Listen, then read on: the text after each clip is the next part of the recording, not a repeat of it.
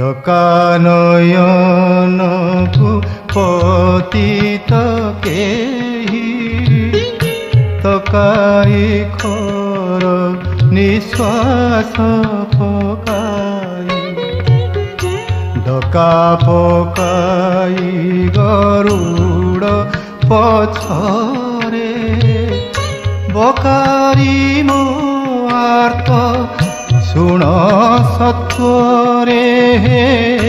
ঢকা বাজুছি মহিমা হে